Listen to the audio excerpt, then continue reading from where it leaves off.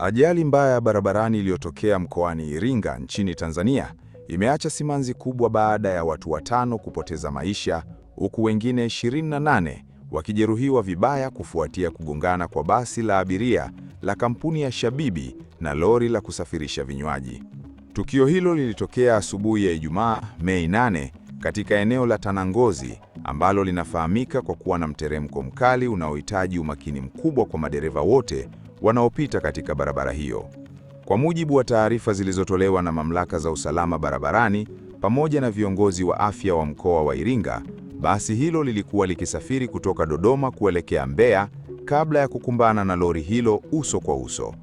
Mashuhuda wa tukio hilo walieleza kuwa ajali hiyo ilitokea ghafla, huku magari hayo mawili yakiharibika vibaya kutokana na nguvu ya mgongano huo.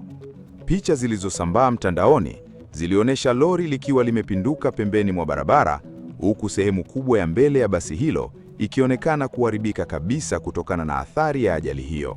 Daktari wa hospitali ya rufaa ya mkoa wa Iringa, Dr. Alfred Mwakalebela, alithibitisha kuwa hospitali hiyo ilipokea majeruhi 28 pamoja na miili ya watu 5 waliofariki dunia katika eneo la tukio. Kwa mujibu wa maelezo yake, majeruhi wengi walikuwa katika hali mbaya, huku baadhi yao wakipata majeraha makubwa ya kichwa na sehemu mbalimbali za mwili. Aidha, alisema kuwa miongoni mwa majeruhi hao kulikuwa na wanaume 16, wakiwemo watoto 4 pamoja na wanawake 12 waliokuwa wakisafiri ndani ya basi hilo kuelekea maeneo tofauti ya kusini mwa Tanzania. Dr. Mwakalebela alifafanua kuwa baadhi ya majeruhi walilazimika kupatiwa huduma za dharura mara moja kutokana na hali zao kuwa mbaya sana.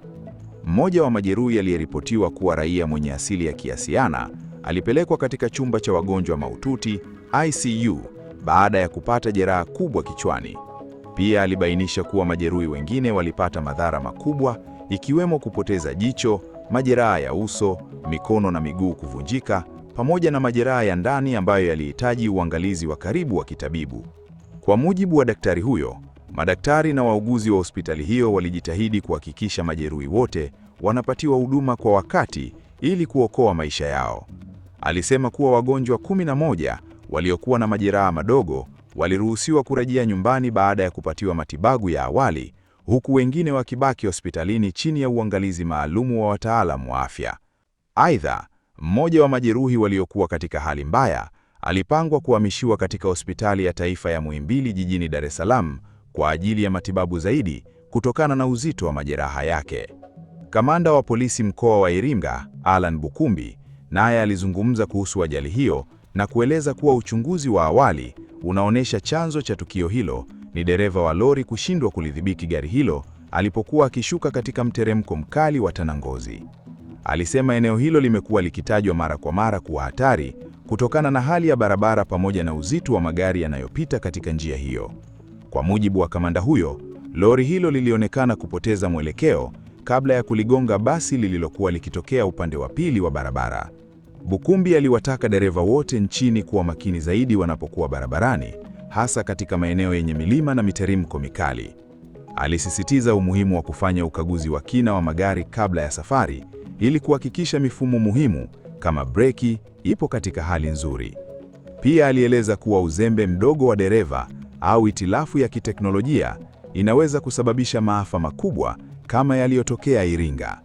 Ajali hiyo imeibua huzuni kubwa kwa wananchi wa Tanzania, huku wengi wakitumia mitandao ya kijamii kutoa salamu za pole kwa familia zilizopoteza wapendwa wao pamoja na kuwaombea majeruhi kupona haraka.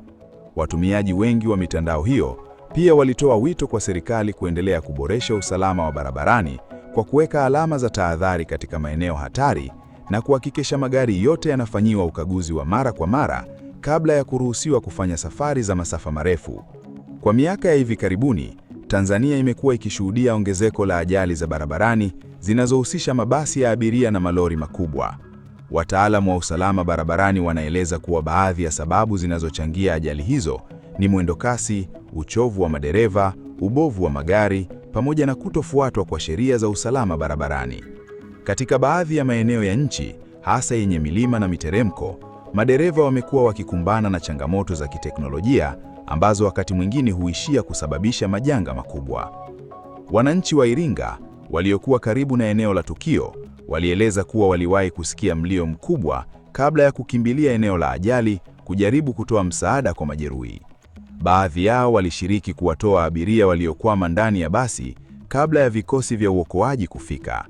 Mashuhuda hao walisema tukio hilo lilikuwa la kutisha kutokana na hali ya magari hayo baada ya kugongana.